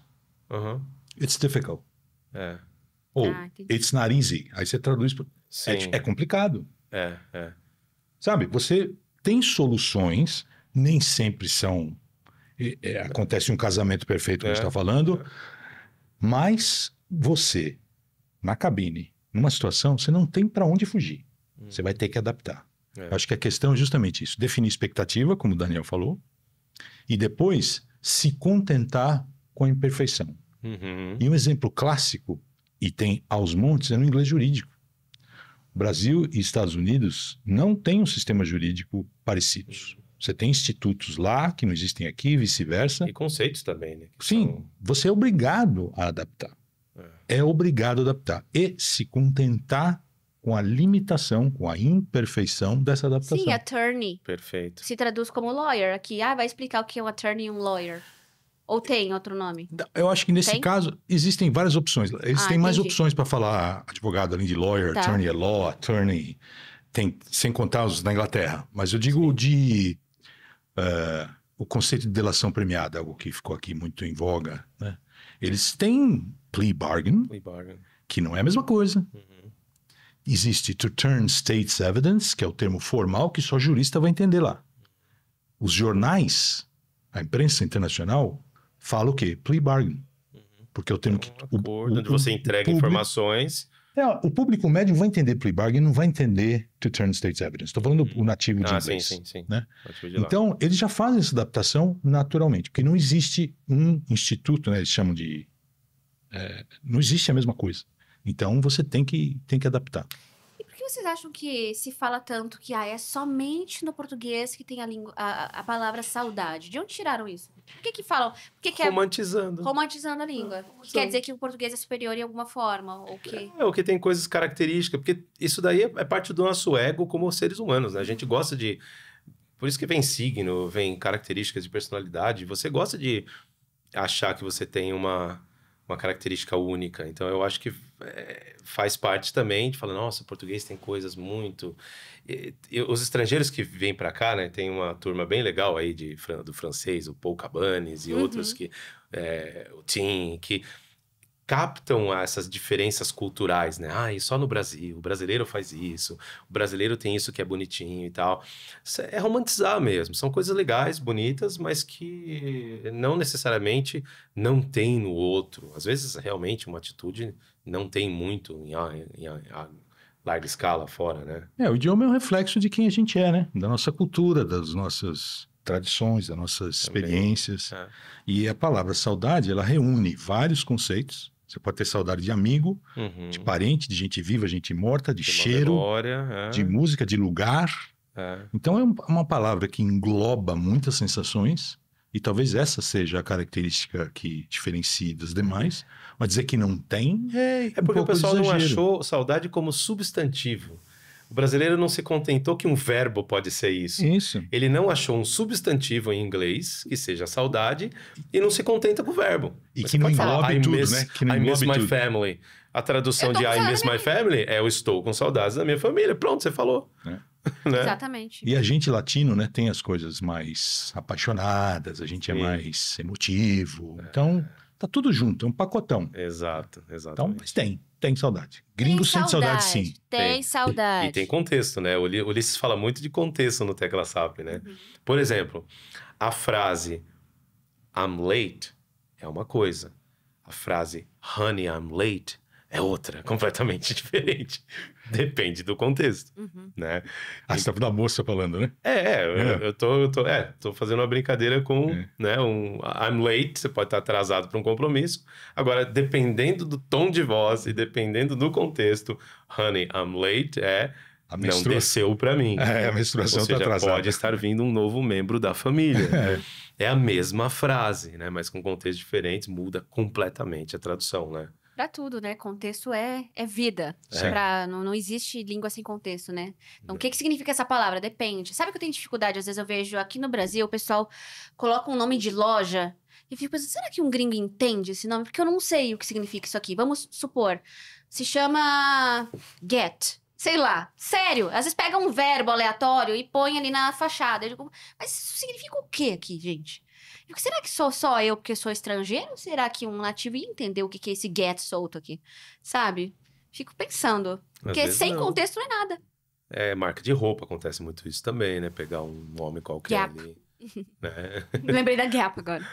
É mais good. Mas, e falando de agora aprendizado. Eu acho que a gente vê hoje nas redes sociais, gente, eu sigo muita gente nas redes sociais, às vezes até eu acho que eu tenho que fazer uma limpa porque eu fico confusa de tanta gente que aparece pra mim.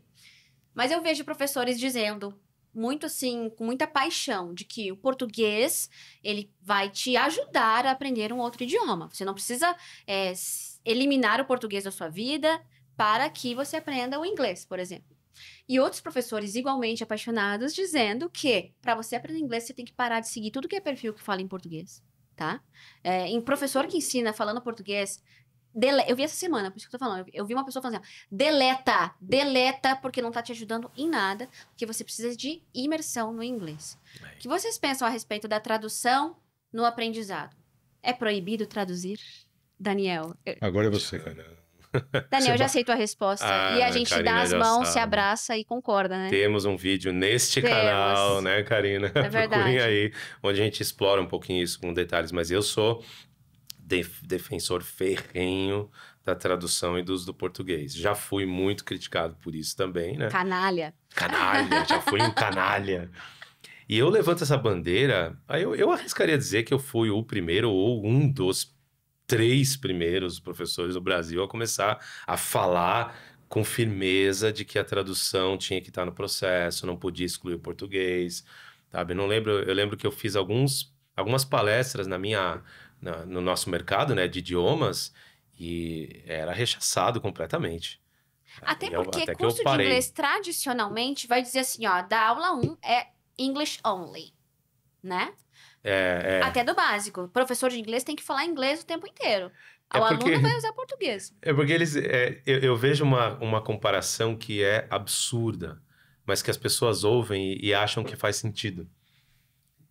Os cursos de inglês e alguns professores e métodos, eles falam o seguinte, você vai aprender inglês aqui... Que nem um bebê. Como você aprende o português. Como você aprendeu o português. Nossa.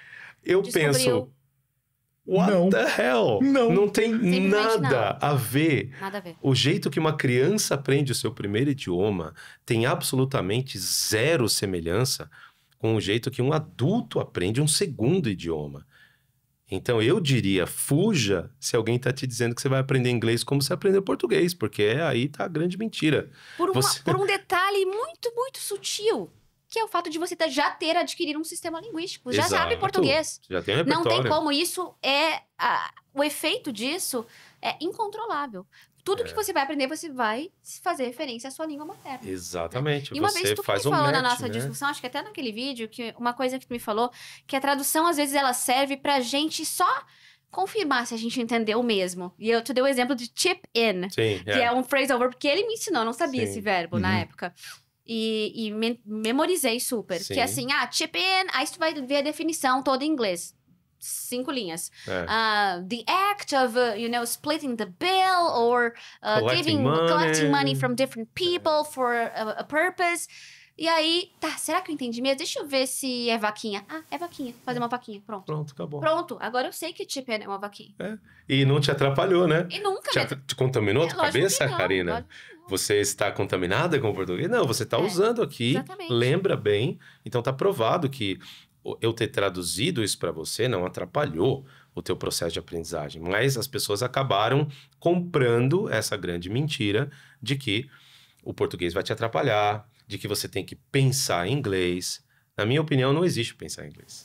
É um mito. Existe traduzir menos, né? Existe melhorar o seu processador. Então, imaginamos que a nossa mente é um processador, como né? E que se você está no nível iniciante de inglês, você está lá com o seu Lentium 486, com o seu 486 da IBM ali, né? Processando bem devagarzinho as coisas, né? Obviamente porque você não tem repertório, você não teve repetição, nem prática. Conforme você vai ganhando a fluência, você vai meio que atualizando o seu processador. E aí, mesmo que seja tudo bilíngue, você está fazendo esse processamento mais rápido. So, if I start speaking English with you right now, it's because I switched from Portuguese into English, but deep in my mind, I know the connections. I know what I'm saying. I know the difference.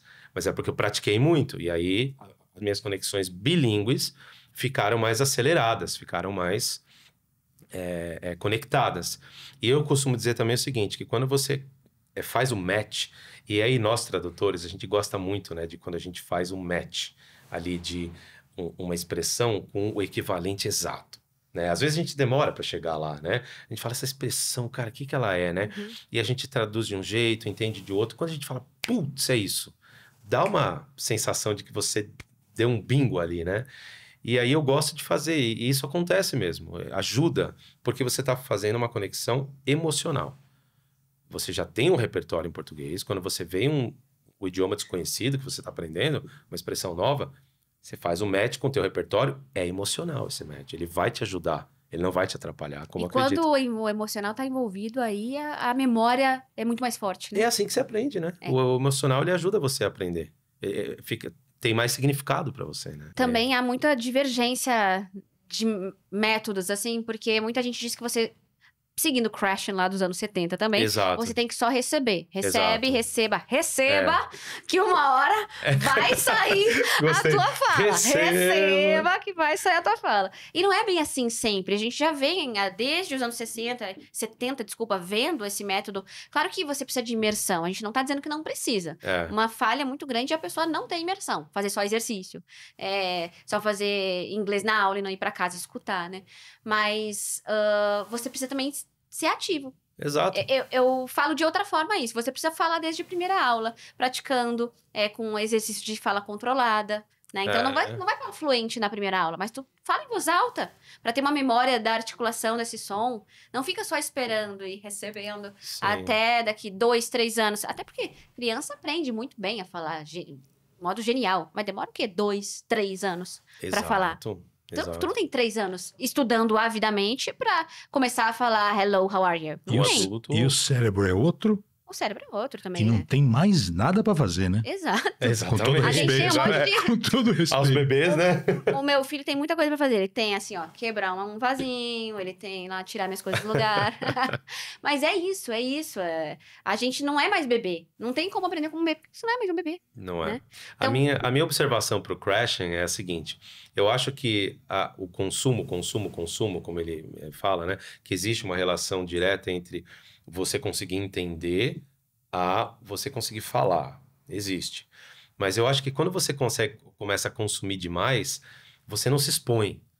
Você se desmotiva, porque você vai estar num processo um pouco mais longo sem ver resultado. Então, tecnicamente, eu acho que funciona, mas para seres humanos, a gente tem que lembrar que a gente precisa de motivação. É a mesma coisa que você fazer uma dieta e em 1 ano você não vê 1 quilo sendo eliminado. E falar, segura que vem. Segura que no ano que vem vai, receba. Então, por isso que eu acabei sacando que as pessoas precisam criar mais o seu conteúdo, dominar esse conteúdo e, ao mesmo tempo, consumir, claro, né? Mas eu foco mais na criação do que no consumo. Você concorda, Ulisses? Concordo. Eu acho que o medo que as pessoas têm, acho que a intenção por trás de quem apregoa falar inglês desde o primeiro dia é justamente de transformar a tradução em uma muleta e fazer sempre, o tempo todo, traduzindo tudo para poder entender. Eu concordo 100% com o que o Daniel disse. Às vezes, com um aluno iniciante, se você for tentar explicar em inglês um conceito subjetivo, né? Você falou de chip-in, você dá saudade ou ganância. Explica take for granted. Isso. Qualquer expressão assim, de um conceito mais subjetivo numa língua estrangeira, para um aluno básico, você vai ficar meia hora se matando para explicar, não vai ter garantia nenhuma que o cara entendeu e o cara vai sair em dúvida. Acho que é isso, mas não sei. Exato. E se você fala ganância, ciúme, o cara, ok. Segue o baile, velho. Vai aprender a próxima coisa. Follow the baile. And that's it. Follow the baile, segue o baile. Gente, eu gostei da comparação que ele fez, que o pessoal acha que a tradução é uma muleta, né? Não é uma muleta, é um instrumento importante em todas as fases do aprendizado. Até para quem é avançado. Com certeza. Eu ainda aprendo coisas hoje. Eu tenho a minha lista de palavras. Tu usa que como? Eu tô assistindo... Tu usa o que no celular? Ou... Eu uso o Quizlet. Ah, o Quizlet é bem legal. Ele é gratuito, né? Sim. Ou tem uma versão paga também, eu acho? Eu tenho a versão paga, que eu gosto dos recursos que ele tem a mais. Mas ele é super generoso no gratuito, né? Então eu tô assistindo um filme, uma série lá. Dr. House, que eu adoro, né? Tô assistindo muito agora. E, pô, gostei do jeito que, né? Aí eu vou lá e anoto, né? No meu vocabulário. Mas sempre com a tradução. Sempre com a tradução. E aí, como é que faz pra revisar? No Quizlet, ele vai te mostrando, né? Depois tem aquela prática de flashcards, né? Que Fica eu gosto. a dica de aplicativo, mas também pode fazer com o próprio caderno, né? Você pode anotar no caderno, no bloquinho, no celular. O importante só é revisando de tempos em tempos. Whatever works best for you, né? Exatamente. O que funcionar melhor. Eu sou mais do eletrônico hoje. É uma boa opção. Eu fiz uma publicidade do Quizlet há muito tempo, assim, por isso que eu me lembrei, faz tempo. Eles estavam chegando no Brasil, eu fiz uma publicidade deles e eu gostei muito, achei muito bom. Eu gosto muito do Quizlet. Eu acabei não usando depois, mas... É o banco de dados. Eu falo, você quer ter um banco de dados em inglês? Vai no Quizlet e monta essas Tem Anki também, que o pessoal usa muito, né? O Anki é super poderoso. Mas dizem que ele é meio difícil de mexer, né? Ele é meio Frankenstein, assim, né? Ele é super poderoso, mas não é muito user-friendly, não. Entendi. A interface é meio feinha e meio complicadinha, mas ele é mais... Eu acho ele mais poderoso que o Quizlet. Mas o Quizlet é mais agradável pra mim. Mais agradável. Eu gosto mais, né? E a gente falou muito hoje sobre tradução, sobre carreira. O que vocês diriam, um conselho, uma recomendação pra quem ficou, assim, super inspirado com o que vocês falaram? Queria seguir os passos de vocês. Eu quero ser intérprete do Backstreet Boys. ou então, quero trabalhar em cabine, quero trabalhar com evento. O que vocês falariam, assim, que é mais importante pra alguém que tá nos assistindo agora? A formação. Formação. Procurar, primeiro, desenvolver as competências linguísticas, e aí não é só inglês, que é um equívoco muito grande também da pessoa achar, vou estudar inglês, meu celular vai ser em inglês, vou só ler em inglês, e às vezes acaba deixando de lado o português, que é a nossa língua materna, que você vai ter que desenvolver também, porque você não vai só traduzir amenidades. É um evento e vai ter contabilidade no meio. Vai ter alguma coisa na área médica ou na mecânica. Então, você tem que também desenvolver a tua língua portuguesa, porque o grau de escrutínio aqui é altíssimo. Então, desenvolver as competências linguísticas, mas isso é só metade da história. A outra metade é buscar um curso de formação. Tem cursos universitários e profissionalizantes. Inclusive agora, como disse no comecinho do nosso papo, cursos remotos. Eu acho que o caminho é esse. E você está dando aula em algum desses cursos? Já deu, né? Mas tá já dando dei agora? aula, eu faço um curso todo ano aqui em São Paulo, mas aí já é para profissionais. É um curso de reciclagem, um curso de aperfeiçoamento. Não é indicado para quem está começando. Não é um curso de formação, né? Pela duração e pelo propósito em si. Mas acho que o caminho é esse. E a dica de ouro é intérprete, tradutor, legendador, tem curiosidade obsessiva. Passou na rua, viu um negócio, como é que falaria isso em inglês? E vale para rebimboca da parafuseta dentro do motor, do não sei o que, da turbina, vale para tudo. Isso não para nunca.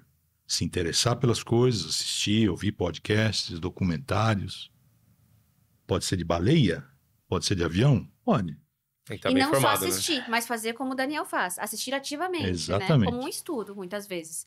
Anotando as palavras novas, as expressões, fazendo seu glossário, né? Eu acho que isso é importante. As pessoas pensam, às vezes, que é só assistir, né? Não é só assistir. Que vai passar muita coisa batido ali. Se é um estudo, é um estudo. Exato. Eu comecei ontem a fazer um curso de arbitragem de futebol americano. Eu quero ser árbitro de futebol americano? Não. That was very specific. Sim, mas eu digo, é uma coisa que eu gosto, eu me interesso. Ruling on the field stands. Exato. Porque eu atendo, né? Já fiz eventos nessa área. É um esporte que está crescendo no Brasil. Sim. Eu quero me aprofundar no conhecimento que eu já tenho nessa área. Entendeu? Então, eu estou com 63. Estou fazendo... Comecei ontem. Então, aviso aos navegantes. Não acaba nunca. Nunca. Never stop Não acaba learning. nunca. Isso me lembrou de um post do Tecla SAP de 1997. Tô brincando, não lembro a data. Mas ele fala 10 erros de quem aprende inglês. E eu acho que o último é achar que vai ter fim. E isso me marcou muito. Não tem fim. Não acaba, né? A gente tá sempre aprendendo alguma coisa. Claro. Imagina. Você aprende em português, pô. Exato. Se houve uma entrevista de um especialista na área que for, Uhum. o cara vai falar coisa lá que você nunca ouviu falar na tua Uma vida. ferramenta na Sim. borracharia, sabe? É. Assim, não tem, né? A gente tá sempre então, aprendendo. Então, como o Ulisses falou, se você é uma pessoa curiosa e adora os 2 idiomas e desenvolve, você tá num bom caminho, né? Pra se tornar intérprete. Quer fazer algum convite pro pessoal acompanhar, então, tuas imersões? Qualquer pessoa pode participar. Tem as de comédia e tem aquelas outras que não são de comédia ou não? Hoje tá só na comédia. As imersões? É, as imersões. Não, são 2 coisas, né? Eu tenho a minha imersão em inglês, que é para profissionais, pessoas que trabalham com inglês e precisam acelerar rápido o inglês. Então, eu tenho imersão de 2 ou 3 dias em São Paulo, com aceleração de fluência, práticas de situações de trabalho. Essa é a parte profissional. Não pode falar português, tô brincando. Pode. Não é... Na verdade, todas as outras se orgulham em falar que você pisou aqui, é proibido falar português. Eu acho isso horroroso, eu acho ruim para o aprendizado. Você fica nervosa, né? Você tá podando a pessoa de muitas oportunidades. Então, na nossa imersão, sim, você pode traduzir, você vai ouvir algumas explicações em português, e isso vai ajudar o teu inglês a fluir bastante. Não importa o nível, pode ser desde básico até avançado. Essa é a parte profissional. E aí, o site é liveenglish.com.br, né? Live English com um E só. E eu tenho os eventos de comédia, que aí os meus sócios são Fábio Rabin, Maurício Meirelles e Diogo Portugal. E a gente faz quase que mensalmente um evento de comédia em inglês aberto ao público. Então, você pode seguir, o nome do nosso @ é Comedy in Brazil. Ah, que legal. Entendeu? Que aí é o nosso... Antes chamava Stand Up in Poderia ser um braço do English in Brasil, né? Quase que virou, eu podia né? ser sócia também. Aí ficou bem parecido, né? Porque antes era Stand Up in English. Aí eu mudei o projeto, tinha que mudar o nome. Eu falei, cara, então... Mas eu gostei. Eu gosto de uma coisa bem explicatinha, bem explicada, né? Então ficou Comedy in Brazil. E aí, seguindo esse perfil, você vai ver... Já tem o próximo show agora para março, né? Com Murilo Couto, Fábio Rabin. É super divertido. O Ulisses já foi, espero que apareça. Eu também lá. já fui você não tá lembrando, eu fui. Você foi no Cubo, eu lembro muito bem. Foi no Cubo, No eu Cubo, fui. da Vila Olímpica, E eu achei né? super legal, eu tava grávida do Matheus, mas ninguém sabia, era um segredo. Aí eu lembrei por causa da foto, eu tava inchadinha só. E foi lá que você falou assim, ofereceu uma bebida, você falou, não posso beber. Aí todo mundo estranho, a Karine não tá acertando essa espumantezinha aqui, tá estranho esse negócio. Por que será? Por que será que ela não tá acertando? É verdade, você foi em um, né? Fui um. Que foi esse do Cubo. E aí, eu acho que logo depois foi a pandemia, porque daí eu... Não foi logo depois, mas enfim, veio a gravidez, veio a pandemia, e aí tudo ficou muito nebuloso. E já passaram mas quero duas. voltar. E agora eu fiquei grávida de novo, não paro de ficar grávida. 2. Parei. Tá bom. Two is a crowd. Two is a crowd, Tá bom já. Então, vocês são convidados de sempre, né? É super gostoso os nossos shows lá e espero vê-los aí o mês que vem ou no próximo também. Iremos. E obrigada mesmo por terem topado esse nosso primeiro episódio aqui mesmo do Speaking in Brazil. A gente já tem o English in Brazil Podcast, pessoal, como eu já falei, então vão dar uma olhada lá no Spotify, plataformas de áudio. Mas, em vídeo, foi a primeira vez que eu convidei, que vieram pessoas aqui, que a gente tá num estúdio, então acho que foi bem legal, foi bem desafiador, assim, pensar em como isso ia acontecer, mas por isso que eu chamei logo amigos, de pessoas com as quais eu me sinto muito à vontade, e que eu sei também que tem muita coisa para compartilhar, então me senti muito à vontade. Obrigada por terem sido tão generosos aqui com a gente, tenho certeza que o pessoal aprendeu muito também, e teremos próximos episódios também, vou deixar aqui na tela a data do nosso próximo episódio. Já se inscreve no English in Brazil e no canal de cortes também do Speaking in Brazil, para você não perder os nossos destaques, tá bom? Obrigada mais uma vez e a gente se vê no próximo episódio. See you! Tchau, valeu!